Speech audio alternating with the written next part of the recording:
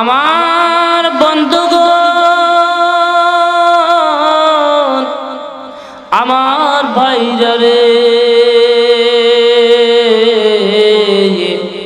কোনো দিকে কোনো নজর দিবেন না, সমস্ত নজর আল্লাহ পাক রব্বুল আলামিনের দিকে দেন। আল্লাহ পাক রব্বুল আলামিন কুরআনুল কারীমের ভিতরে বলেন, কুল ইন কুনতুম তুহিব্বুনাল্লাহ ফাত্তাউনি আবিবিকুমুল্লাহ ওয়া ইয়াগফিরু লাকুম যুনুবাকুম আল্লাহু গফুরুর রহিম। জোরে বলেন আল্লাহু আকবার, আর জোরে বলেন আল্লাহু আকবার। আমার আল্লাহ পাক রব্বুল আলামিন তার নবীকে লক্ষ্য করে বলতেছে, বন্ধু রে, আপনি তামাম পৃথিবীর মানুষদেরকে জানা দেন, নবী গো, আপনাকে যারা ভালোবাসবে আমি আল্লাহ তাদেরকে ভালোবাসবো, আপনাকে যারা ভালোবাসবে না আমি আল্লাহ কিন্তু কখনো তাদেরকে ভালোবাসবো না।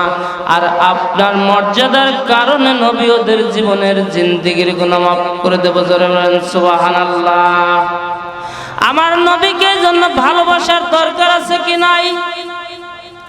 নবীকে ভালোবাসার দরকার আছে বাজান।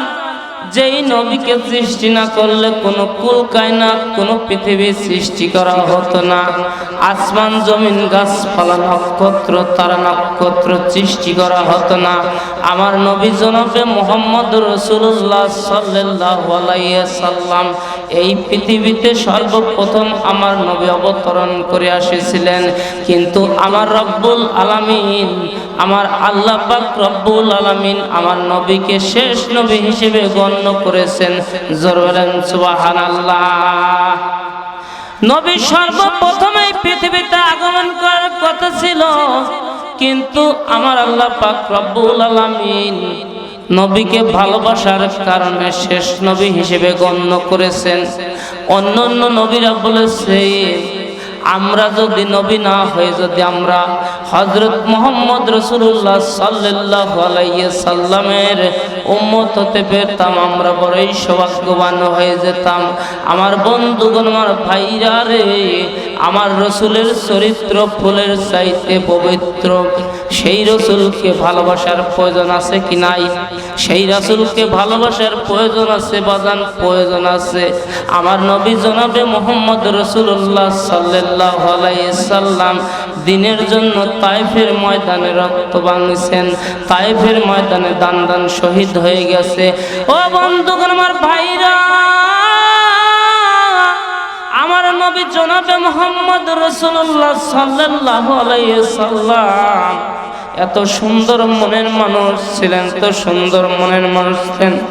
একদিন আমার নবী জনাবে মুহাম্মদ রাসূলুল্লাহ সাল্লাল্লাহু আলাইহি সাল্লাম ঈদের দিনে ঈদের নামাজ পড়ার জন্য যাচ্ছিলেন।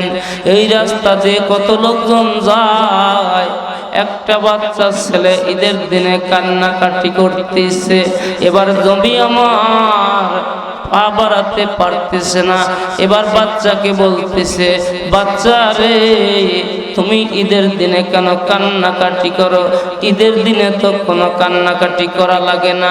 বাচ্চা ছেলেটি বলতেছে, আমি আপনার কাছে বলবো না, আমি যদি আব্দুল্লাহর পুত্র মুহাম্মদ রাসূলুল্লাহ সাল্লাল্লাহু আলাইহি সাল্লামকে পাই, আমি তার কাছে আমার মনের বেদনা খুলে খুলে বলবো।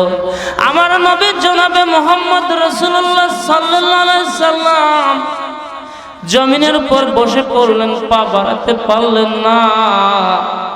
জমিনের উপর বসে পড়ে বাচ্চাকে কোলের উপর চেপে ধরে বললেন, বাচ্চা রে, তুমি যার জন্য বসে আছো আমি তো সেই ইতিম নবী, আমি আব্দুল্লাহর পুত্র মুহাম্মদ রাসূলুল্লাহ সাল্লাল্লাহু আলাইহি সাল্লাম, আমি ইতিম নবী, আমার কাছে খুলে খুলে বলো কি মনের দুঃখ বেদনা। ছেলেটি টুকরে উঠে বলল, ইয়া রাসূলুল্লাহ, ইয়া হাবিবাল্লাহ, হুজুর, আমার বাবা ছোটবেলায় মারা গেছে, আমার মা অন্য লোকের সঙ্গে বিবাহ বসে গেছে। ইয়া রাসূলুল্লাহ, ইয়া হাবিবাল্লাহ, হুজুর, আমাকে গলা ধাক্কা দিয়ে আমার ওই বাপটা বের করে দিয়েছে। আমার মা বলেছে, বাজান রে, তোর মনের দুঃখ আজকে আমি বুঝতে পেরেছি, কিন্তু এমন একটা নবীর দরবারে যাবে, ওই নবী ছাড়া কাউকে আর এই কথা বলবে না, কেউ বুঝবে না। হুজুর, আমি এতক্ষণ যাবৎ বসে আছি রে, হুজুর আমার মনের দুঃখ তো বুঝলেন।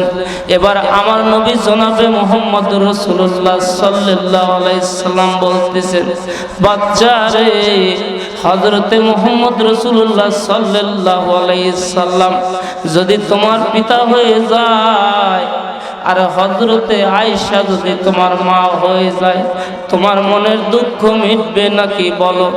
বাচ্চা ছেলেটি টুকরে কেঁদে উঠে বললেন, ইয়া রাসূলুল্লাহ, ইয়া হাবিবাল্লাহ, হুজুর আপনি মুহাম্মদ সাল্লাল্লাহু আলাইহি সাল্লাম, আপনাকে যদি সৃষ্টি না করতেন কোনো আসমান জমিন গাছপালা সৃষ্টি করা হতো না। ইয়া রাসূলুল্লাহ, ইয়া হাবিবাল্লাহ, হুজুর আপনি যদি আমার পিতা হয়ে যায় আর হযরতে আয়েশা যদি আমার মা হয়ে যায়, এর চাইতে বড় সৌভাগ্য আর আমার পৃথিবীতে কিছুই হতে পারে না। জোরে জোরে বলেন একবার সুবহানাল্লাহ। আমার বন্ধুগণ, আমার ভাইরা রে, সেই নবী এত সুন্দর চরিত্রের লোক ছিল, সেই নবী এত সুন্দর চরিত্রের লোক ছিল। আমার নবীকে ভালোবাসেন, আমার নবীকে ভালোবাসেন, মহব্বত করেন। নবীর চাইতে ভালোবাসার পৃথিবীতে কেউ হতে পারে না। আপনি যখন মা বাবাকে ভালোবাসেন, তার চাইতে বেশি ভালোবাসতে হবে নবীকে। আমার নবী জনাবে মুহাম্মদ রাসূলুল্লাহ সাল্লাল্লাহু আলাইহি সাল্লাম এত সুন্দর মনের মানুষ ছিলেন রে, এত সুন্দর মানুষ ছিলেন। আমার বন্ধুগণ, আমার ভাইরা রে, এই পৃথিবীতে কিন্তু আমরা কেহই বাঁচার জন্য আসিনি। কেহই কি চিরদিন থাকবো? আমার সঙ্গে একটু কথা বলেন। কেহই কি আমরা চিরদিন থাকবো? বাজান রে, গড়াই যখন 60 থেকে 70 বছর হয়ে যায়, আপনি যতই এলাকার মন্ত্রী হন, মিনিস্টার হন, এমপি হন, এলাকার যতই নেতা হন না কেন, আপনার বয়স যখন বাড়তে থাকে বাজান রে, তখন কিন্তু আপনার চেহারার দিক দিয়ে এমনিতেই ঝলসে যায়। ধরেন কথা ঠিক কিনা? এই পৃথিবীতে আল্লাহ পাক রব্বুল আলামিন, এই পৃথিবীটা আমরা ছিলাম কোথায়? মায়ের পেটে ছিলাম। আমরা যখন মায়ের পেটে ছিলাম রে, আমরা মনে করেছিলাম এইটাই বড় সৌন্দর্য জায়গা। যখন আমরা পৃথিবীতে চলে আসলাম, মায়ের পেট থেকে দুনিয়ায় আসলাম, দুনিয়া আসার সঙ্গে সঙ্গে এই দুনিয়া থেকে বাগান কোনোদিন কেউ যাইতে চায় না কবরের দিকে। এই দুনিয়া থেকে কেউ কি মরে যেতে চায়? কেউ যেতে চায় না। এখন আপনাকে যদি বলা হয় আপনাকে 10 লক্ষ টাকা দেব, কাল রাত্রে আপনার জানটা নিয়ে নেব, আপনি কি স্বীকার যাবেন? কেউ কি স্বীকার যাবে? কবি টাকা রাখেন, আপনার টাকা লাগবে না, আমার জানটা তাও নেন না। কোটি টাকা হলে আমার জানটা নেবেন না। ও বন্ধুগণ, আমার ভাইরা রে, আল্লাহ পাক রব্বুল আলামিন মানুষকে ভালোবেসে সৃষ্টি করেছিলেন। আল্লাহ পাক রব্বুল আলামিন ভালোবেসে যখন মানুষকে সৃষ্টি করলেন, একদল ফেরেশতারা বলল, ইয়া আল্লাহ পাক রব্বুল আলামিন, আপনি মানুষকে সৃষ্টি করবেন না, আপনি মানুষকে সৃষ্টি করবেন না। মানুষকে সৃষ্টি করলে মারামারি, কাটাকাটি, হানাহানি করবে, এদেরকে সৃষ্টি করার দরকার নাই। আল্লাহ পাক রব্বুল আলামিন বললেন, ফেরেশতারা রে, আমি আল্লাহ পাক রব্বুল আলামিন যা জানি তোমরা তা জানো না, আমি আল্লাহ পাক রব্বুল আলামিন যা বুঝি তোমরা তা বোঝো না। ও ফেরেশতারা, আমি এমন একজন মানুষকে জাতিকে সৃষ্টি করব, শুধু তারা আল্লাহর দাসত্ব গোলামি করবে, ইল্লাল্লাহ, আমি আল্লাহ ছাড়া কারো দাসত্ব গোলামি করবে না। আল্লাহ পাক রব্বুল আলামিন যখন মানুষকে সৃষ্টি করলেন, এবার সর্বপ্রথম আজরাইলকে বললেন, আজরাইল, আমি তো তোমাকে একটা চাকরি দেব, চাকরিটা কি গ্রহণ করবে, মঞ্জুর করবে? আজরাইল বললেন, ইয়া রাসূলুল্লাহ, ইয়া আল্লাহ পাক রব্বুল আলামিন, আমি চাকরিটা গ্রহণ করলাম, মঞ্জুর করলাম, কি করতে হবে বলেন? আল্লাহ পাক রব্বুল আলামিন বললেন, আজরাইল, এই পৃথিবীতে আমি লক্ষ লক্ষ কোটি কোটি মানুষ সৃষ্টি করব রে আজরাইল, ওই সমস্ত মানুষের জান তোমার কবজ করতে হবে। আজরাইল বললেন, আল্লাহ পাক রব্বুল আলামিন এই জানগুলো আমি কবজ করব, আমি চাকরিটা গ্রহণ করলাম, মঞ্জুর করলাম।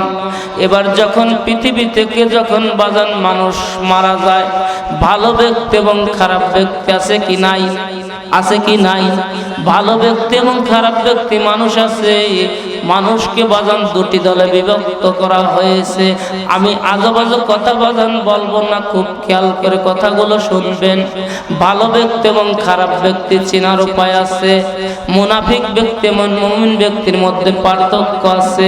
এবার আজরাইল বললেন, আল্লাহ পাক রব্বুল আলামিন আমি মানুষকে, আপনি মানুষকে সৃষ্টি করছেন, ঠিক আছে, আমি আজরাইল মানুষকে আমি জান কবজ করব, কিন্তু ভালো ব্যক্তি এবং খারাপ ব্যক্তি কেমন করেছেন? আল্লাহ পাক রব্বুল আলামিন বললেন, আজরাইল আমার আরশের উপর একটা গাছ আছে, ওই গাছটার নাম হচ্ছে শাজারাতুল মুনতাহা। ওই গাছটার নাম কি? ওই গাছটার নাম বাজান হলো শাজারাতুল মুনতাহা। আজরাইল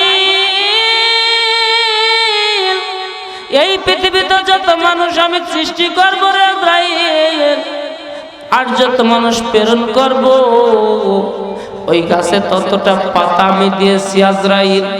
ওই গাছের পাতা দিয়েছি লক্ষ লক্ষ কোটি কোটি পাতা দিয়েছি আজরাইল। ওই পাতাটিতে বাজান দুটি বর্ণ থাকবে। কয়টি বর্ণ? দুটি বর্ণ থাকবে। একটি হলো সবুজ বর্ণ, অপরটি হলো সাদা বর্ণ। আজরাইল যখন ভালো ব্যক্তি মারা যাবে, ওই শাজারাতুল মুনতাহা নামক গাছ থেকে একটি পাতা তার সঙ্গে 40 দিন আগে পড়বে। কয়দিন আগে? 40 দিন আগে পড়বে। আজরাইল 40 দিন আগে পাতাটা তখন ধারণ করে তোমার সঙ্গে, মানুষের সঙ্গে পড়বে। ওই পাতাটা তখন ধারণ করে পড়বে। যদি মুনাফিক ব্যক্তি হয়ে থাকে, খারাপ ব্যক্তি হয়ে থাকে, ওই পাতাটা সবুজ বর্ণ হয়ে পড়বে। আর যদি বান্দাটা যদি মুমিন হয়ে থাকে, ভালো হয়ে থাকে রে আজরাইল, তাহলে এই পাতাটা সাদা বিন্দু হয়ে পড়বে। এবার ওই পাতা দেখে দেখে আজরাইল তুমি মানুষের জান কবজ করবে। এবার বাগানগণ, আমার বন্ধুগণ, আমি আপনি যখন মারা যাব, এই পৃথিবী থেকে যখন চলে যাব, চলে যাওয়ার সঙ্গে সঙ্গে 40 দিন আগে ওই শাজারাতুল মুনতাহা নামক গাছ থেকে একটা পাতা পড়বে। আমি যদি ভালো ব্যক্তি হয়ে থাকি রে বাজান রে, তাহলে ওই শাজারাতুল মুনতাহা নামক গাছ থেকে সাদা বিন্দু হয়ে পাতাটা ধারণ করবে। বাম দিকে থাকবে আযাবের ফেরেশতা, ডান দিকে থাকবে রহমতের ফেরেশতা। এবার রহমতের ফেরেশতাকে সুন্দর করে ডাক দেওয়া হবে। রহমতের ফেরেশতা চলে আসবে, কাছে চলে আসে, আমার জান আপনার জান সুন্দর করে ছিনিয়ে নিয়ে যাবে। পরে থাকবে খাঁচাটা, বডিটা পরে থাকবে রে। জানটা আল্লাহ পাক রব্বুল আলামিন আরশের দিকে পান পাখিটা চলে যাবে। আমাকে আপনাকে বিদায় দেওয়ার জন্য সবাই পাগল হয়ে যাবে। কেউ বাঁশ কাটবে, কেউ তালাই আনবে, কেউ খেজুরের চাটি পাতা আনবে, কেউ বড়ই পাতার গরম জল গোসল করাইয়া দিবে। যখন গোসল করানো হবে, আপনি আমাকে যখন গোসল করাবেন, তখন মসজিদে নববীর ভিতরে মসজিদে কিন্তু এলান বাজানো হবে, অমুক গ্রামের অমুক লোক মারা গেছে, অমুকের জানাজা এত টাইম থেকে এত টাইম হয়ে যাবে। আমি আপনি যদি ভালো ব্যক্তি হয়ে থাকি রে বাজান রে, তাহলে আমি আপনি তাড়াতাড়ি বলবো, আমি বলবো অথবা আপনি বলবেন, আমার গন্তব্যস্থলে আমাকে পৌঁছাতে আসেন, তাড়াতাড়ি, দেরি করবেন না, দেরি করবেন না। আর আমি যদি খারাপ ব্যক্তি হয়ে থাকি, আপনি যদি খারাপ ব্যক্তি হয়ে থাকেন, তখন ওই খাটিয়ায় থেকে চিৎকার মারবেন, এমন জোরে চিৎকার শোনা যাবে, চিৎকারের আওয়াজ শোনা যাবে, কিন্তু আল্লাহ পাক রব্বুল আলামিন খলাকল ইনসান, মানুষ এবং জিনদেরকে ওই শিক্ষাটা শোনার তৌফিক দেয় নাই। যদি মানুষ এবং জিনকে শিক্ষাটা শোনার তৌফিক দিত রে বাগান রে, আমি আপনি কখনো খারাপ কাজ করতাম না, কখনো অন্যায় করতাম না, কখনো ব্যভিচারিতে লিপ্ত হতাম না, কখনো বদনিশায় জুয়ায় আড্ডা হতাম না, তখন ভালো ভালো কথা বলতাম, ভালো ভালো কাজ করতাম। এবার যখন আমাকে আপনাকে যখন রেখে মাটিতে যখন নিয়ে চলে যাবে কবরের দিকে, আপনি আমি যদি খারাপ ব্যক্তি হয়ে থাকি, বলবো কোথায় নিয়ে যাচ্ছ রে? আজকে তুমি আমার পানের ভাই ছিলা, আজকে তুমি আমার পানের ভাই ছিলা, ও ভাই তুমি আমাকে আজকে নিয়ে যায় না, আমি না তোমার বড় ভাই ছিলাম, তোমার পিতা ছিলাম, তোমার বন্ধু ছিলাম, কেউ কোনোদিন আপনাকে সাহায্য করবে না, কিন্তু আপনার মনে মনে একটা ইচ্ছা থাকবে, মনে হয় যত লোক আমাকে দাফন দেওয়ার জন্য যাচ্ছে রে, এই সব লোক আজকে বুঝি আমার সঙ্গের সাথী হবে। বাগান রে, একজন আপনার সঙ্গের সাথী হবে না, একজন আপনার সঙ্গের সাথী হবে না। যখন আমাকে আপনাকে যখন কবরের দিকে নিয়ে যাওয়া হবে, কবরে যখন রাখা হবে রে বাজান, তখন কিন্তু 3 মুষ্টি করে মাটি দিয়ে চলে আসা হয়। 3 জন মাত্র কবরে নাবে বাগান। কয়জন? 3 জন ব্যক্তি কবরে নাবে। 3 জন ব্যক্তি নাবার সঙ্গে সঙ্গে এবার আপনি মনে করবেন এই 3 জন মনে হয় আমার সঙ্গের সাথী হয়ে যাবে। যখন 3 জন বাদে 2 জন থাকবে, একজন উঠে আসবে, আপনার মনে মনে একটা চিন্তা হবে আজকে বুঝি আমার সঙ্গের সাথী এই 2 জন হবে। যখন 2 জন থাকবে, একজন উঠে আসবে, একজন থাকবে, তখন আপনার মনে হবে আজকে মনে হয় এই ব্যক্তি আমার সঙ্গের সাথী হবে। যখন 3 জনই লাফ মারিয়ে উঠে চলে আসবে, তখন আপনি মনে মনে হাউমাউ করে কাঁদবেন, কি হলো, কি হয়ে গেল, কোথায় ছিলাম আর কোথায় রেখে গেলা? ও ভাই, কোথায় আজকে আমাকে রেখে গেলা, একটু সাথে করে নিয়ে যাও না। যখন আমরা কিন্তু কবর রাখার সময় কিন্তু বলি বিসমিল্লাহি আলা মিল্লাতি রাসূলুল্লাহ, রাসূলের মিল্লাতে কিন্তু দিয়ে আসা হয়, রাসূলের মিল্লাতে কিন্তু দিয়ে আসা হয়, কিন্তু রাসূলের কাজ তো আপনি করলেন না। কেমন করে আপনাকে রাসূল শাফাত করবেন? রাসূলের কাজ আপনি করেন, তাহলে রাসূল আপনাকে শাফাত করবে। জোরে জোরে বলেন একবার সুবহানাল্লাহ। রাসূলের কাজ করেন, তাহলে রাসূল আপনাকে শাফাত করবে। আর রাসূলের কাজ করলেন না, রাসূলের সুন্নাত মানলেন না, রাসূল দাড়ি রাখার সুন্নাত করেছেন, সুন্নাত মানলেন না, রাসূল লম্বা জামা পড়তে সুন্নাত মনে করেছেন, সুন্নাত করলেন না, রাসূল পাগড়ি প্রদান করেছেন, মাথায় পাগড়ি বাঁধলেন না, টুপি পরলেন না, তাহলে রাসূলের সুন্নাতে আপনি মানলেন না, তাহলে রাসূলের আশা করেন আপনি কেমন করে? আশা করা যাবে? আশা করে কোনো লাভ হবে না বাজান। ওই জন্যই রাসূলের সুন্নাত অনুযায়ী কাজ করেন, রাসূলকে ভালোবাসেন, অন্তত তাও জান্নাত পাবেন। জাহান্নামে যদিও থাকেন, তারপরে একদিন না একদিন জান্নাতের দিকে চলে আসতে পারবেন। আমার বন্ধু ওগণ, আমার ভাইরা রে, যখন কবরের দাফন শেষ হয়ে যাবে, তখন কিন্তু খেজুরের 4 খেজুরের চাটি গাড়া হয়, আর মাঝখানে একটা খেজুরের চাটি গাড়া হয়। ওই মনে করে যে কতক লোক মনে করে এই খেজুরের ডাল যতদিন তাজা থাকে ততদিন মনে হয় আযাব হবে না। না বাজান, না না, ভুল, এটা ভুল। আপনাকে আমাকে যখন কবরে রাখা হবে, তখন মাটি দিয়ে সেরে 40 কদম আসেন কিংবা ওখানে বসে থাকেন, মুনকার নকির কিন্তু চলে আসবে, ফেরেশতা চলে আসবে, মুনকার নকির ফেরেশতা চলে আসে আমার সঙ্গে আপনার সঙ্গে তখন কথা বলবে। প্রথম নাম্বার 3টি প্রশ্ন করবে। কয়টি প্রশ্ন? কয়টি প্রশ্ন? আপনারা কি বেজার হচ্ছেন বাজান আমার ওখানে? তাহলে কথা কর না কে? প্রথম নাম্বার 3টি প্রশ্ন করবে বাজান রে। প্রথম নাম্বার প্রশ্ন, মার রাব্বুকা, তোমার রব কে? মা দিনুকা, তোমার দিন কি? মান নাবিউকা, তোমার নবী কে ছিল? এই তিনটি প্রশ্ন যদি আমি যদি উত্তর যদি দিতে পারি বাগান, তাহলে কবরটা হয়ে যাবে বেহেশতের বাগান। আর যদি উত্তর যদি না দিতে পারে, কবরটা হয়ে যাবে কিন্তু জান্নাতের কারখানার ঘর। মার রব্বুকা, তোমার রব কে ছিল? আমার রব আল্লাহ। মা দিনুকা, তোমার দিন কি ছিল? আমার দিন ইসলাম।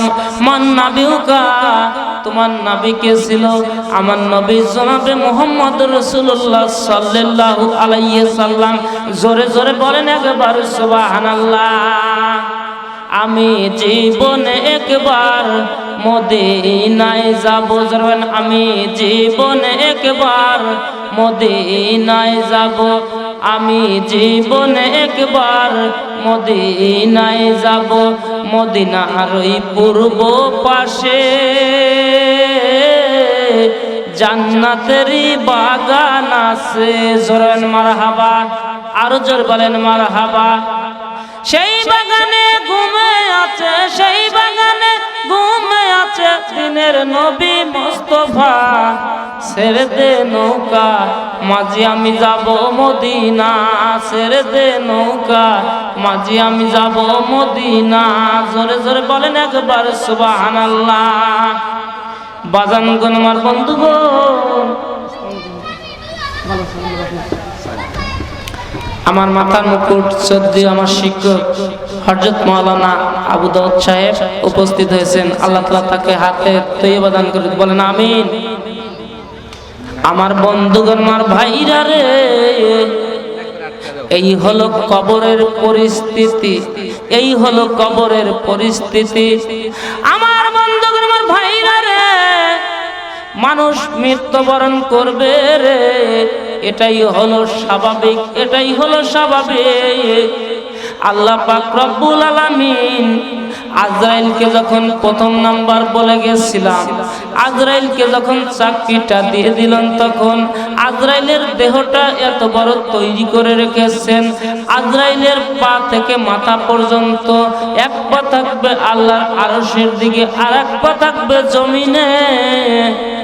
যখন আপনাকে আমাকে খপ করে যখন ধরবে, তখন আজরাইলের আকৃতিটা ধারণ করা হবে।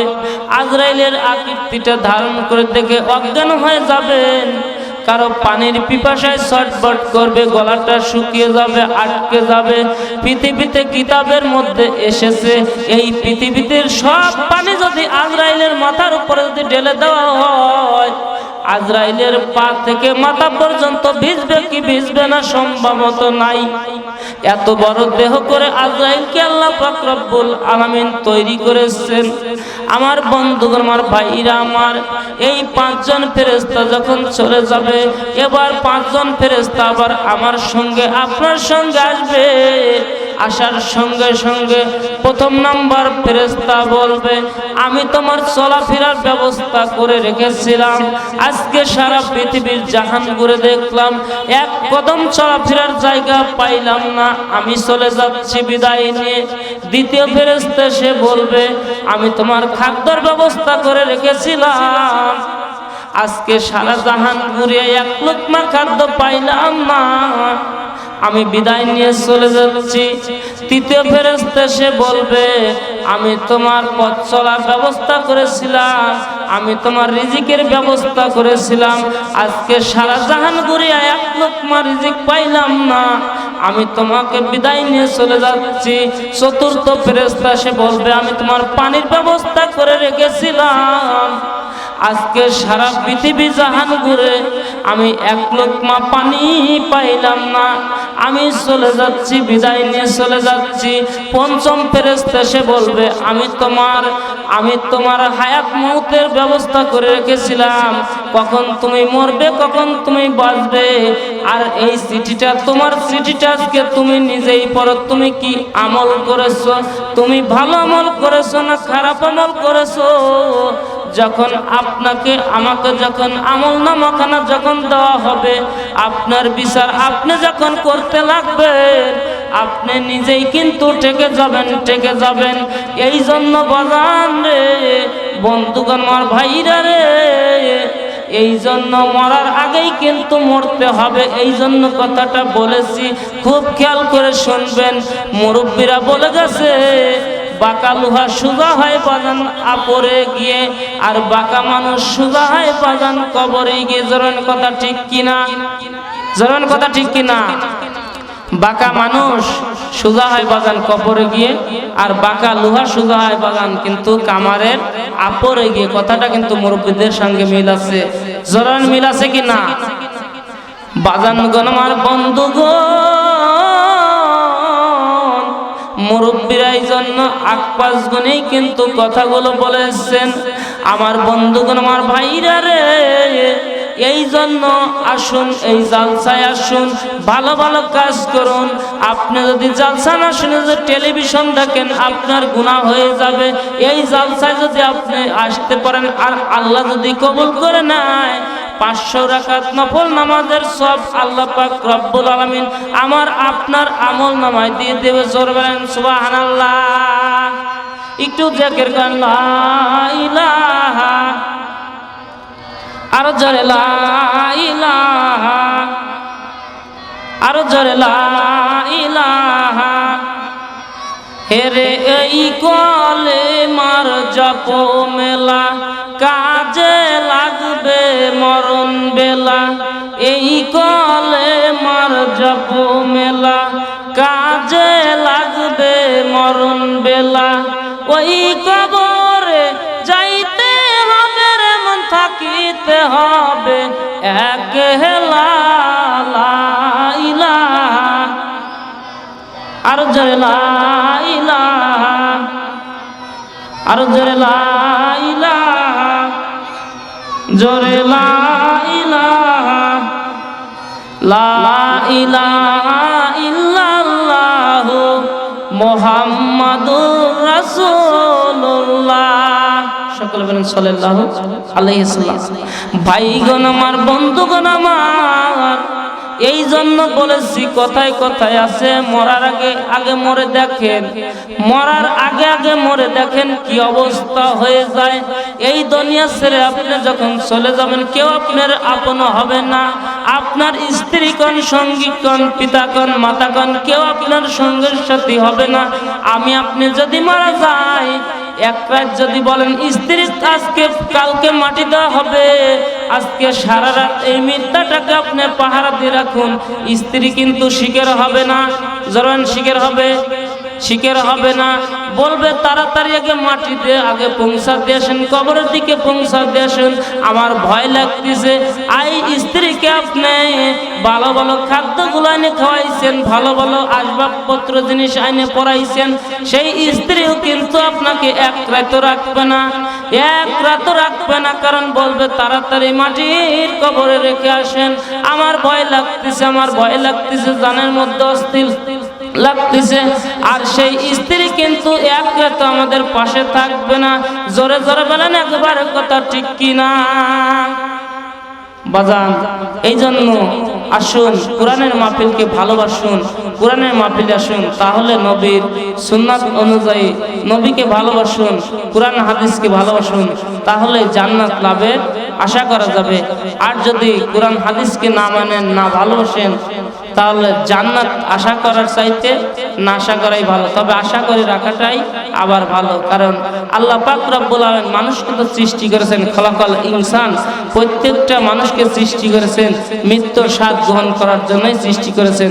কিন্তু আপনি নামাজ পড়েন, রোজা করেন, হজ করেন, যাকাত দেন, সব কিছু করেন, তাহলে আল্লাহ পাক রব্বুল আলামিন আপনাকে জান্নাত দিয়ে দিবেন।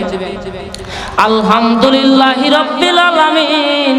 সমস্ত প্রশংসা সেই মহান রব্বুল আলামিনের, যিনি আমাদেরকে সৃষ্টি করেছেন, যিনি আমাদেরকে রিজিক দিয়েছেন, যিনি আমাদেরকে ধন দৌলত দিয়েছেন, যিনি আমাদেরকে চলাফেরা করাচ্ছেন। আমার বন্ধুগণ, আমার ভাইরা রে, তখন একদিন নুরুদ্দিন জাঙ্কি রহমাতুল্লাহ আলাইহি, তখন সময়টা ছিল 557 সালে।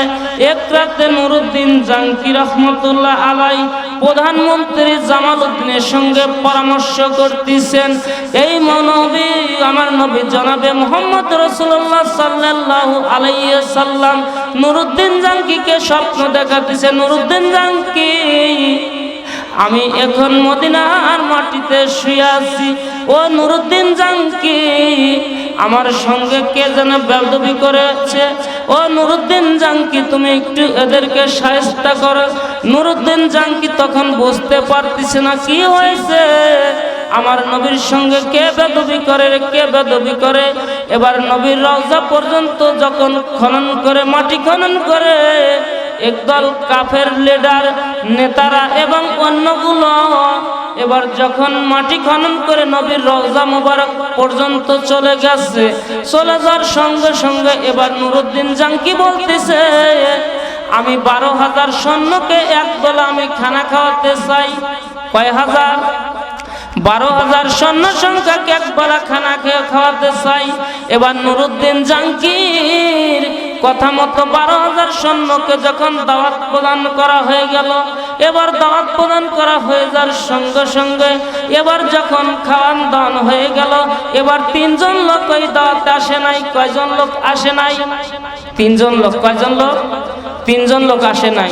এবার নুরউদ্দিন জাঙ্কি বলতেছে, আমার নবীর সঙ্গে কে বেয়াদবি করেছে রে, আজকে তাদেরকে আমি দেখে দেব। ও নুরউদ্দিন জাঙ্কি এবার প্রধানমন্ত্রী জামালউদ্দিনের সঙ্গে পরামর্শ করে বলতেছে, আমি 12,000 লোককে খানা খাওয়াইলাম, আর এই 3 জনের মধ্যে বাদ পড়ে গেছে।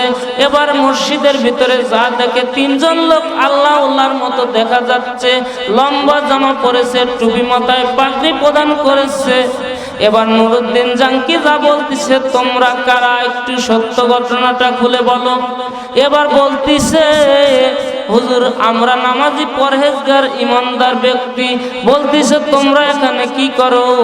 বলতেছে, আমরা এখানে আল্লাহর জিকির করি, আল্লাহর গুণগান করি। বলতেছে, আমি নুরউদ্দিন জাঙ্কি 12,000 সৈন্য দাওয়াত করে খাওয়াইলাম, তোমরা দাওয়াতে অংশগ্রহণ করলে না কেন? বলতেছে, হুজুর আমরা কারো দাওয়াত গ্রহণ করি না, দাওয়াতে অংশগ্রহণ করি না। বলতেছে, কেন কেন অংশগ্রহণ করো না? বলতেছে, আমরা হলাম আল্লাহর লোক, আমরা কারো দরবারে খানা খাই না, দাওয়াত গ্রহণ করি না।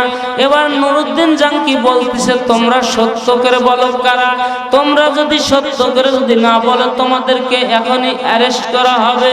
এবার 3 জন লোক বলতেছে, হুজুর আমরা হলাম ইহুদি, আমরা হলাম নাসারা।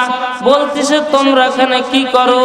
বলতেছে, হযরত মুহাম্মদ রাসূলুল্লাহ সাল্লাল্লাহু আলাইহি সাল্লামের দেহ মোবারক আমাদেরকে লিডার বলেছে, আমাদের ইহুদির লিডার বলেছে, এই হযরত মুহাম্মদ রাসূলুল্লাহ সাল্লাল্লাহু আলাইহি সাল্লামের দেহ মোবারক যদি আমাদের কাছে আনা দিতে পারো, তোমাদেরকে বাড়ি করে দেব, গাড়ি করে দেব। তোমরা মুহাম্মদ রাসূলুল্লাহ সাল্লাল্লাহু আলাইহি সাল্লামের দেহ মোবারক আমাদেরকে লিডার বলেছে, আমাদের ইহুদির লিডার বলেছে, এই হযরত মুহাম্মদ রাসূলুল্লাহ সাল্লাল্লাহু আলাইহি সাল্লামের দেহ মোবারক যদি আমাদের কাছে আনা দিতে পারো, তোমাদেরকে বাড়ি করে দেব, গাড়ি করে দেব, তোমরা তোমাদেরকে দিয়ে দেব। এই জন্য আমরা এখানে যাবত উপস্থিত হয়েছি। বলতেছে, এই মাটি খনন করে কোথায় রেখে আসো? বলতেছে, আমরা এই মাটি খনন করে চামড়ার মজক করে রাতের গভীরে যখন মানুষ ঘুমায়া পড়ে যায়, অন্ধকারের মধ্যে অন্য জায়গা মাটিগুলো খনন করে রেখে আসি। বলতেছে, তোমাদের লাভ কি? বলতেছে, হযরত মুহাম্মদ রাসূলুল্লাহ সাল্লাল্লাহু আলাইহি সাল্লামের দেহ মোবারক যদি আমাদের লিডারের হাতে এনে দিতে পারি, আমাদেরকে গাড়ি করে দেবে, বাড়ি করে দেবে, বিল্ডিং করে দেবে। এবার নুরউদ্দিন জাঙ্কি বলতেছে, এই 3 জনকে অ্যারেস্ট করো। 3 জনকে বাগান অ্যারেস্ট করা হলো। এবার অ্যারেস্ট করার সঙ্গে সঙ্গে এইরকম একটা টেস্ট সাজানো হলো, মন সাজানো হলো। সাজানোর সঙ্গে সঙ্গে এবার 12,000 সৈন্যকে বললো, 12,000 সৈন্য রে, তোমাদের বাড়িতে যার যার বাড়িতে লাকড়ি আছে, যা আছে সমস্ত লাকড়ি এই স্টেজে এনে উপস্থিত করো। উপস্থিত করার সঙ্গে সঙ্গে বলল এই তিনজনকে অ্যারেস্ট করো। অ্যারেস্ট করে এদেরকে জ্বলিয়া পুরাইয়া এদেরকে আগুনের তাপে উত্তপ্ত করে দাও। জোরে জোরে বলেন একবার সুবহানাল্লাহ।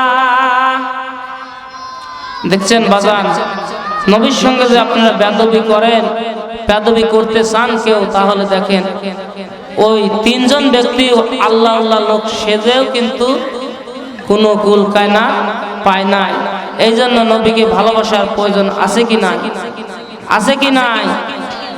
একদল লোক বলে আমরা দুই পীরের কাছে মুরিদ হলে আমাদের দুই পীর জান্নাতে দুই হাত ধরে নিয়ে যাবে। জোরে নাউজুবিল্লাহ। নবী যদি আপনাকে শাফাআত না করে আপনাদের পীরের কোনো কাম হবে না? হবে না।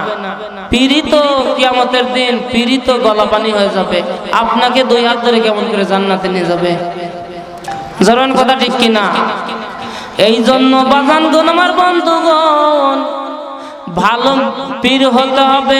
আমি পীরের বিরুদ্ধে ওয়াজ করতেছি না, পীরকে আমি বদনাম করতেছি না, দুর্নাম করতেছি না। একদল পীর আছে দেখবেন যে খালি গাঞ্জা খায়ার বলে আমি ডুব দিয়েছি বাবার জন্যই প্রেমের সাগরে। এই তো কয়। জোরান কথা ঠিক কিনা? জোরান কথা ঠিক কিনা? আবার ওরা আবার সূত্র আবার বলে বাবাকে না পাইলে মোরা যাইবে বিফলে, বাবাকে না পাইলে মোরা যাইবে বিফলে। আমি ডুব দিয়েছি বাবার জন্যই প্রেমের সাগরে। জোরে বলেন নাউজুবিল্লাহ। সবচেয়ে বড় পীর কে? সবচেয়ে বড় পীর হলো আপনার বাবা মা। আমাকে তো আপনি ভাড়া করে নিয়ে আসছেন। জোরান কথা ঠিক কিনা? ভাড়া করে নেন নাই, আমাকে আপনি ভাড়া করে নিয়ে আসছেন। আমার দোয়া কবুল হতেও পারে নাও পারে, কিন্তু বাবা মাকে যদি সেবা যত্ন করেন, বাবা মাকে যদি আপনি আঙ্গুর বেদানা আপেল কমলা আইনা যদি নিজ হাতে খাওয়াইতে পারেন, আর ওই বাবা মা একটা বার যদি আল্লাহর দরবারে শুকরিয়া আদায় করে, আপনার কিয়ামতের মাঠ একদমে হয়ে যাবে। জোরে সুবহানাল্লাহ। জোরে সুবহানাল্লাহ। কোনো জান্নাত লাগবে না। অনেক লোক আছে বাবা মাকে খেদমত করে না। জোরে কথা ঠিক কিনা? আমার কাছে অনেক কমপ্লেইন আসে, হুজুর আমার ছেলে পেলে আমাকে দেখে না। আপনাদের এলাকারে আমাদের এলাকারে অনেক লোক আছে বাবা মার খেদমত করে না। মা বৃদ্ধ হয়ে গেছে, পাশের ঘরে বসে থাকে, কিন্তু মায়ের খোঁজ নেয় না। কিন্তু তোর হাজি সাহেব থেকে ঠিকই হাজি সাজে আর হুজুরদের সাথে লম্বা জব্বা গায়ে দিয়া হুজুরদের সালাম কালাম করে। জরুরি কথা ঠিক কিনা? এই ধরনের লোক আছে কি নাই? কিন্তু করবেন না বাজান। আপনার স্ত্রীকে যেরকম সম্মান করবেন আপনার মা বাবাকে ওই রকম সম্মান করুন। একটু জিকির করেন লা ইলাহা ইল্লাল্লাহ, জোরে লা ইলাহা। হেরে আসমানেতে থাকে যারা আল্লাহর জিকির করে তারা, আল্লাহর জিকির ভালো লাগে, ভালো লাগে। ইল্লাল্লাহ লা ইলাহা, জোরে লা ইলাহা, আর জোরে লা ইলাহা।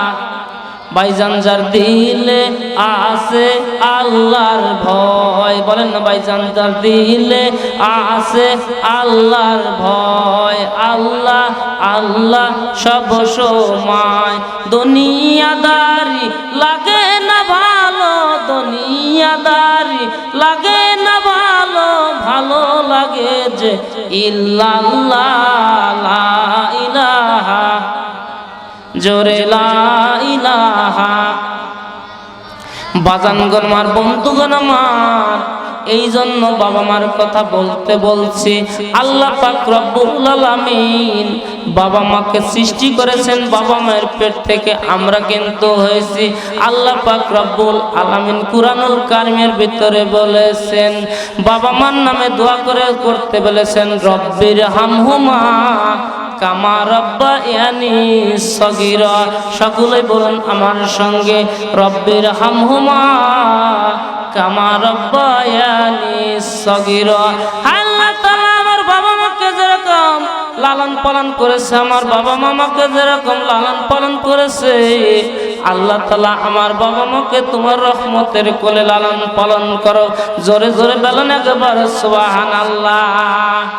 এই জন্য বাবা মাকে ভালোবাসুন, বউকে ভালোবাসুন, স্ত্রীকে ভালোবাসুন, পাশাপাশি বাবা মাকে ভালোবাসুন। এবার বাইজিদ বোস্তামি রাদিয়াল্লাহু তাআলা আনহু, আল্লাহর একজন বাইজিদ বোস্তামি রাদিয়াল্লাহু তাআলা আনহু। এবার বাইজিদ, এবার মা ভক্ত বাইজিদ ছিলেন। এবার বাইজিদের মা বলতেছে, বেটা বাইজিদ রে, পৌষ মাস মাঘ মাস শীতের রজনীতে মা বলতেছে, বেটা বাইজিদ একটু পানি আনো, পানির পিপাসায় ছটফট করতেছে। এবার বাইজিদ দেখে ঘরে কোনো জায়গা পানি নাই। এবার বাইজিদ চলে যাচ্ছে বাইরে, কোনো জায়গা যা দেখে বাইরের থেকে কুয়া থেকে পানি তুলে আনতে একটু দেরি হয়ে গেছে। এবার বাইজিদের মা ঘুমাসে গেছে, ঘুমায় রয়ে গেছে। এবার বাইজিদ পাশে পানি নিয়ে থর থর করে কাঁপতেছে। শীতের রাত, পৌষ মাস মাঘ মাসের রজনীতে বাইজিদ কান্নাকাটি করতেছে, কাঁপতেছে। এবার বাইজিদের মা এবার ঘুম থেকে ফজরের মুসল্লায় যখন ফজরের আজান দেবে, তখন বাইজিদের মা টের পায় গেছে, বেটা বাইজিদ রে, তুমি পানি নিয়ে এখানে সারা রাত দাঁড়ায় রয়ে গেছো কিসের জন্য? এবার বাইজিদ বলতেছে, মা তুমি না বলেছিলে পানির পিপাসা লেগে গেছে? মা, পানির পিপাসা লেগেছে, এই জন্য আমি বাইজিদ পানি আনতে গিয়ে দেখি তুমি ঘুমায় গেছো। মা, আমি ডাক দেইনি তোমার কষ্ট হবে বলে, আমি তোমার বাইজিদ ছাড়া ছাড়া তোমার শিয়রে দাঁড়ায় গেছি। এবার বাইজিদের মা বাইজিদের হাত থেকে পানি নিয়ে পান করলেন। পান করে ফজরের যখন আজানো হয়ে গেল, নামাজের মুসল্লায় চলে গেলেন। চলে যাওয়ার সঙ্গে সঙ্গে এবার আল্লাহ পাক রব্বুল আলামিনের কাছে দুই হাত তুলে ফরিয়াদ জানালেন, আল্লাহ পাক রব্বুল আলামিন, আমার বাইজিদ জাজকে করেছে, খুশি হয়ে গেছি আমি, আমার দিলটা ঠান্ডা হয়ে গেছে, নরম হয়ে গেছে। ও মাওলা, আমার বাইজিদকে তুমি সুলতানে আরিফিন না বানায়া মাটির কবরে নিও না। জোরে জোরে বলেন একবার সুবহানাল্লাহ। মা বাবার দোয়ার জন্য বিফলে যায় না। দেখেন বাইজিদ দাঁড়ায় গেছিল। বাইজিদ তো কখনো মাকে ডাক দিতে পারতো, কিন্তু ডাক দেয় নাই, বেদবি হয়ে যাবে, এই কারণে ডাক দেয় নাই। এবার বাইজিদ ডাক দিয়ে মাকে ঘুম ভাঙায় নাই। মা কষ্ট পাবে বলে কষ্ট পাবে। আমাকে আপনাকে যখন মা 10টা মাস 10টা দিন পেটে ধারণ করে রেখেছেন, বৈজ্ঞানিক সায়েন্সরা বলেছেন 32 মণ দুধ পান করানো হবে। 32 মণ দুধ পান করেছি আমি আপনি।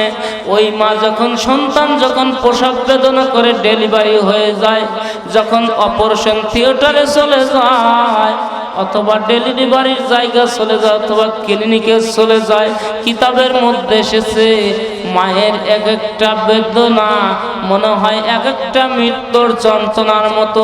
এমন বেদনা, এমন যন্ত্রণা শুরু হয়ে যায়, পৃথিবীর বুদ্ধবতী মা ছাড়া এই বেদনার কেউ বুঝতে পারে না। জোরে জোরে বলেন একবার সুবহানাল্লাহ। সেই মাকে কিন্তু বাজান খবরদার, খবরদার, সেই মাকে কষ্ট দিবেন না, সেই বাবাকে কষ্ট দিবেন না। রাতের অন্ধকারে মা মানুষ করেছে আমাদেরকে। যখন আমরা পোশাক করে দিয়েছি, যখন আমরা পায়খানা করেছি, মা কিন্তু একটা ন্যাকড়া থুয়ে আর একটা ন্যাকড়া নিয়ে মা কিন্তু আমাদের বুকের উপরে সারা রাত কাটাইয়া দিয়েছে। মা কিন্তু সারা রাত কাটাইয়া দিয়েছে বুকের উপরে রেখে। এক একটা মৃত্যু যেন মনে হয় মার, এক একটা বেদনা যত মনে হয় এক একটা মৃত্যুর মতো। এমন বেদনা যন্ত্রণা শুরু হয়ে যায় যখন মা অপারেশন থিয়েটারে চলে যায়। স্বামীকে একান্তে গোপনে ডেকে বলে, পানের স্বামী, দীর্ঘদিন তোমার সঙ্গে আমি ঘর সংসার করেছি, ও পানের স্বামী রে, আজকে আমি মনে হয় আর বাঁচবো না, আমি চিরজীবনের মতো চলে যাব। আমার জন্য তুমি একটু দোয়া করো, আমি যাতে ফিরে তোমার মাঝে আসতে পারি। এই যে চাবি রইল, কাঠি রইল, সংসার রইল, ঘর রইল, বাড়ি রইল, সমস্ত কিছু তোমার সঙ্গে আমি দেখা করে গেলাম, দেখা দিয়ে গেলাম, আমার জন্য দোয়া করো। মা একান্ত গোপনে স্বামীকে ডেকে নিয়ে যখন থিয়েটারে চলে যায়, চলে যাওয়ার সঙ্গে সঙ্গে এবার যখন ছেলে পেলে হয়ে যায়, এবার ছেলে পেলে যখন হয়ে যায় তখন কিন্তু মা দেখতে চায় কি হয়েছে। যখন ছেলে অথবা মেয়ে হয়ে যায় তখন মা একটা চুমা দেয়, চুমা দেওয়ার সঙ্গে সঙ্গে মায়ের 10 মাসের কষ্ট বেদনা এক নিমিষেই শেষ হয়ে যায়। জোরে জোরে বলেন একেবারে সুবহানাল্লাহ। সেই মাকে কষ্ট দেওয়া যাবে না, সেই বাবাকেও কিন্তু কষ্ট দেওয়া যাবে না। মায়ের পায়ের নিচে সন্তানের বেশ তো, আর আমরা পুরুষ, আমাদের পায়ের নিচে কি জুতা, আমাদের পায়ের নিচে কি জুতা, জুতা ছাড়া আমাদের কিছু আছে? কিছুই নাই। মায়ের একদার দুধের দাম কাটিয়ে গায়ের সাম, মায়ের একদার দুধের দাম কাটিয়ে গায়ের সাম, তাও মায়ের ঋণ শোধ হয় না। পাপোশ বানাইয়া দিলে তাও মায়ের ঋণ শোধ হয় না। মায়ের যদি দুধের ঋণ যদি আপনার আমার গায়ের চামড়া দিয়ে যদি জুতা বানাইয়া দেওয়া হয়, তাও মায়ের ঋণ কোনোদিন শোধ করতে পারবেন না। যে মাস 10টা মাস, যে মা 10টা মাস 10টা দিন গর্ভ ধারণ করে, পেটে ধারণ করে আমাকে আপনাকে ডেলিভারি করেছেন, ওই মাকে কিন্তু কষ্ট দেওয়া যাবে না, ওই মা বাবাকে কিন্তু কষ্ট দেওয়া যাবে না। মা বাবার সঙ্গে ভালো ব্যবহার করা লাগবে, মা বাবাকে ভালো ভালো জিনিস খাওয়ানো লাগবে। আপনি যা খান আপনার মা বাবাকে তাই খাওয়াতে হবে। অন্য অন্য লোকজন আছে দেখবেন ভয়ের জ্বালায় কিন্তু মা বাপকে কিন্তু আলাদা করে দেয়। মা বাপ কিন্তু কোনোদিন বলেন না যে তুমি সংসার থেকে আলাদা হয়ে যাও, বলে বলে কোনো মা বাবাই বলে না যে আমার সংসার থেকে তুমি আলাদা হয়ে তোমার স্ত্রী ছেলে পেলে নিয়ে বাইটা খাও। আর সেই স্ত্রী কথা শুনে কিন্তু আমরা মা বাবাকে পৃথক করে দেই। আজকে মা বাবার কথায় স্ত্রীকে তালাক দেওয়া যায় আছে, কিন্তু স্ত্রী কথায় আজকে মা বাবাকে আমরা উল্টা করি, তালাক দেই। তালাক তো দেই না, পৃথক করে দেই। জরুরি কথা ঠিক কিনা? মা বাবার কথা মতো যেজন চলে না, মা বাবার কথা মতো যেজন চলে না, আল্লাহ নবীজির দয়া তারা পাবে না। হায়রে আল্লাহ নবীজির দয়া তারা পাবে না। মা বাবা অতি আপন, মা বাবার করো যতন, মা বাবা অতি আপন, মা বাবার করো যতন। 3 কথার শান্তি পায়া বইলা যায় না, 3 কথার শান্তি পায়া বইলা যায় না। মা বাবা অতি আপন, মা বাবার করো যতন। 3 কথার শান্তি পায়া বইলা যায় না। মা বাবা ছাড়া আপনার কিন্তু কোনো কিছু হবে না। জোরে জোরে বলেন একেবারে সুবহানাল্লাহ। বাজান গুণ আমার বন্ধুগণ, মা বাবা সবচেয়ে বড় পীর হচ্ছে বাবা মা। আমার বন্ধুগণ, আমার ভাইরা রে, এই জন্য নারী মানুষ দেখেন, নারী মানুষের অনেক বাবারা আছে বাজান গুণ। কথায় আছে নারী মানুষের আবার কিসের পায়রা কাপড়, নারী মানুষের কিসের পায়রা কাপড়। এই কথাটা কিন্তু সত্য, অবশ্যই সত্য। কারণ যে নারী মা বাবাকে ভালোবাসে না, যে নারী আপনার শ্বশুর শাশুড়িকে ভালোবাসে না, ওর উপরে লানত পড়ে। আপনার শ্বশুর শাশুড়িকে যেরকম ভালোবাসবেন আপনার মা বাবাকে ওই রকম ভালোবাসতে হবে। আপনার মা বাবাকে যেরকম ভালোবাসেন আপনার শ্বশুর শাশুড়িকে ওই রকম ভালোবাসতে হবে। জোরে জোরে বলেন একেবারে কথা ঠিক কিনা? আমার বন্ধুগণ, আমার ভাইরা রে, এই জন্য মা বাবাকে ভালোবাসতে হবে, মা বাবাকে আপন করে নিতে হবে। আমার বন্ধুগণ, হযরতে খালিদ বিন ওয়ালিদ ছিলেন আল্লাহর ওলি। এবার হযরতে খালিদ বিন ওয়ালিদ যখন আল্লাহর ওলি ছিলেন, এবার আল্লাহর ওলি থাকা সত্ত্বে এবার যুদ্ধে পরিণত হয়ে যাচ্ছে। কিছুদিনের মধ্যে যুদ্ধ লেগে যাবে। দেখেন নারীরা কি করে, একটা পুরুষকে সংসার ভেঙেও দিতে পারে, একটা পুরুষের সংসার জোড়া লাগিয়ে দিতে পারে। কিন্তু আজকে আমি নারীদেরকে, মা বাবাকে অপমান করতেছি না, মা বোনদেরকে আমি বেজ্জতি করতেছি না, অপমান করতেছি না। হাদিস কোরআন মোতাবেক আমি আলোচনা করতেছি।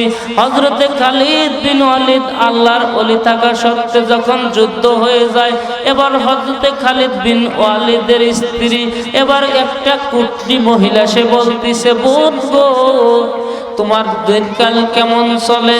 বলতেছে, আমার দিনকাল তো খুব ভালো চলে না। বলতেছে, তোমার স্বামী খালিদ বিন ওয়ালিদ আল্লাহর ওলি, কিছুদিনের মধ্যে যুদ্ধ লেগে যাবে ইহুদিদের সঙ্গে। ও খালিদ বিন ওয়ালিদের স্ত্রী, তুমি কি আমাকে চেনো?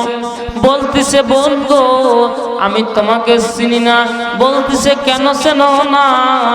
আমি না তোমার সাথে ছোটবেলা খেলাইছি, বেড়াইছি, কত নানির বাড়ির সঙ্গে, তোমার নানির বাড়ির সঙ্গে আমার নানির বাড়ি। ও বোন গো রে, এখন তো বোঝা তোমার সময় ভালো হয়ে গেছে, এই জন্য আমাকে তুমি চেনো না। এবার হযরতে খালিদ বিন ওয়ালিদের স্ত্রী বলতেছে, বোন গো, আমি তোমাকে চিনিছি। বলতেছে, তোমার স্ত্রী, তুমি যে তার পানের স্বামী, তাহলে তোমাকে কেমন করে খালিদ বিন ওয়ালিদ ভালোবাসে? বলতেছে, আমাকে অনেক ভালোবাসে, আমাকে ছাড়া কিছু বোঝে না। বলতেছে, তোমার কি কি কষ্ট দিন যায়? বলতেছে, অবশ্যই আমার একটু কষ্টে দিন যায়, কিন্তু আল্লাহর শুকরিয়া, আমার সংসারে শান্তি আছে, সুখ আছে। এবার দ্বিতীয় দিন যায়, তৃতীয় দিন এইরকম ভাবে চলে আসছে। এই কুটনি মহিলাটি সে এবার খালিদ বিন ওয়ালিদের স্ত্রীকে বলতেছে, বোন গো, এই যে তোমার জন্য আমি আপেল, কমলা, আঙ্গুর, বেদানা, বিস্কিট আনছি, এইগুলো খাও। আর এই খালিদ বিন ওয়ালিদকে কিভাবে এই কাফেরদের সাথে যুদ্ধ করে একা, আর সমস্ত কাফেরদেরকে মেরে একবারে সবকিছু করে ফেলে দেয়, কেমন করে আল্লাহ পাক রব্বুল আলামিন হযরতে খালিদ বিন ওয়ালিদের এত শক্তি দিয়েছে, একটু শুনতে পারবা? বলতেছে, বোন গো, আমি তার পানের স্ত্রী, আমি শুনতে পারবো রে। বলতেছে, তাহলে তুমি একটু তার কাছ থেকে খবর নাও, সে এত শক্তি কোথায় থেকে পায়।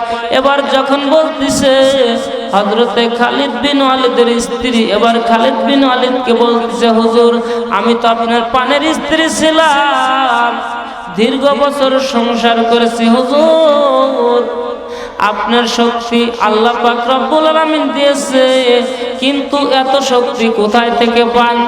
আপনি একালাই যুদ্ধ করে সমস্ত কাফের লিডারদেরকে আপনি মেরে ফেলে দেন।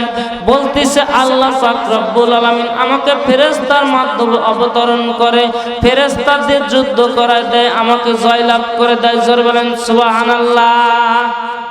ফেরেশতা দিয়ে আমার সঙ্গে যুদ্ধে জয়লাভ করে দেয়। এবার কাফেরদের লিডার ওই কুটনি মহিলাকে বলতেছে, ওই খালিদ বিন ওয়ালিদকে যদি এই পৃথিবী থেকে যদি তুমি মেরে ফেলে দিতে পারো, তাহলে তোমাকে আমি বিল্ডিং করে দেব, বাড়ি করে দেব, স্বর্ণ অলংকার দেব।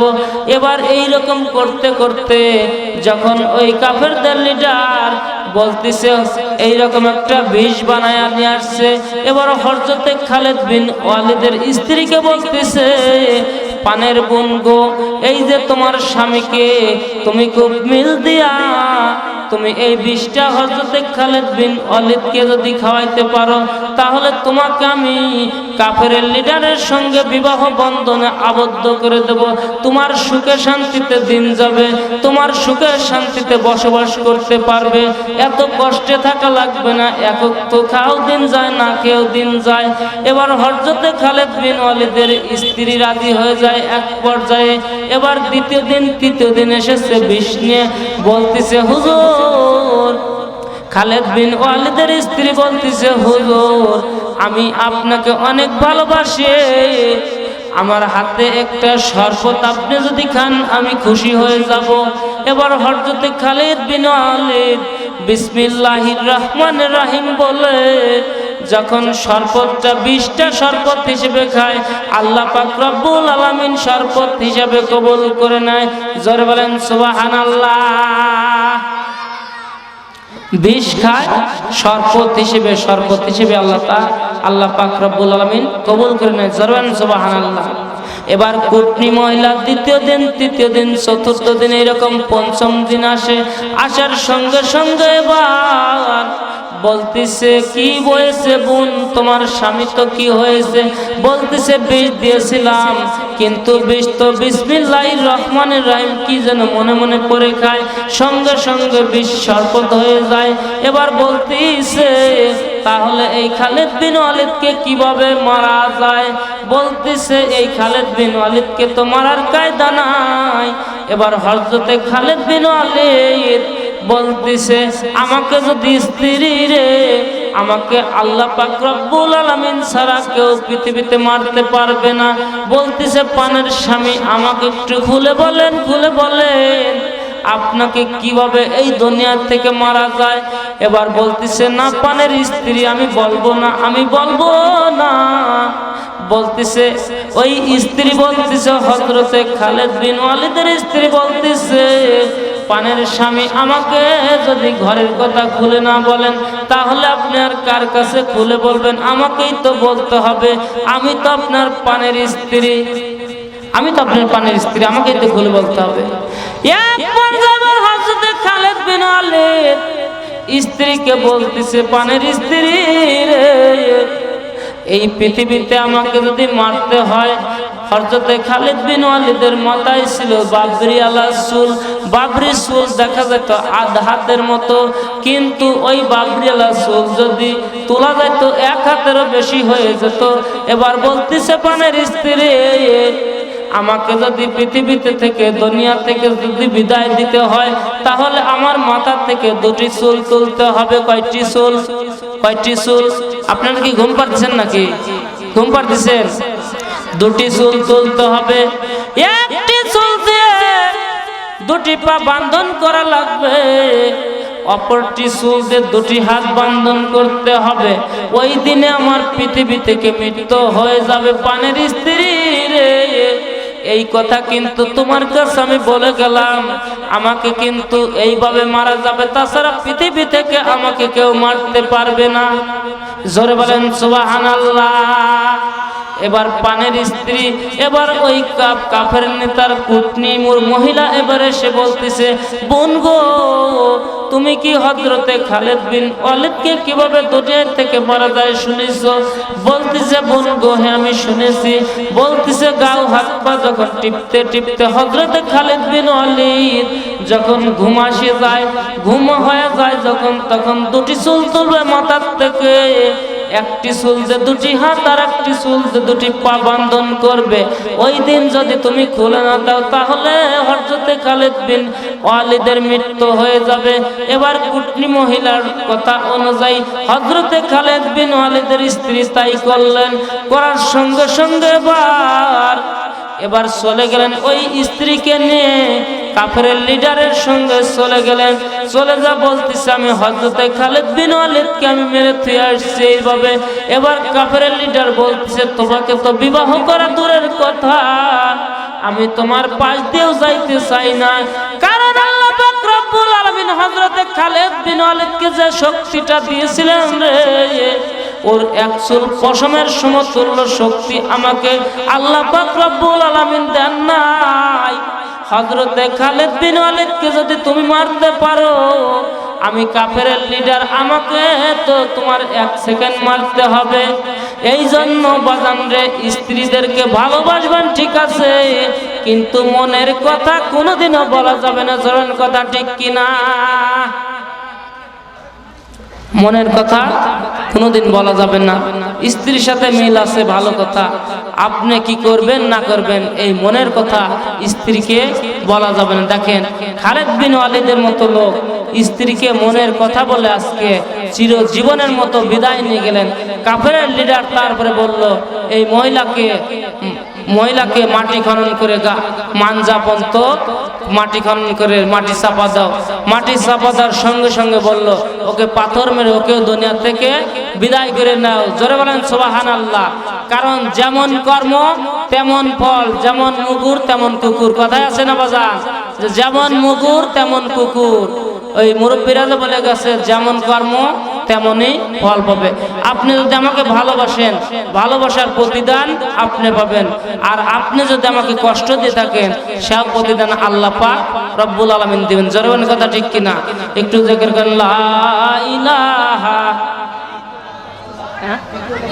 আচ্ছা আর জোরে লা ইলাহা রাহমাতাল লিল আলামিন নবী। জোরে মারহাবা, আর জোরে মারহাবা।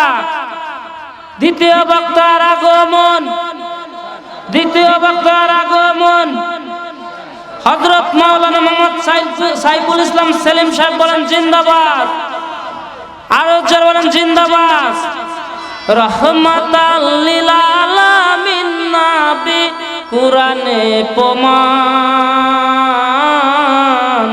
উম্মতিনে কে বুঝিবে আমার দয়ার নবীর শান। লা ইলাহা নবী আমার মদিনার বুলবুল, আমার আল্লাহ প্রেম করিয়া নামটি দিলেন হাবিবে রাসূল। জরান মারহাবা, আর জরান মারহাবা। ওই নবীজির ভুল বুঝিলে, ওই নবীজির সুন্নাত না মানিলে ঈমান থাকবে না।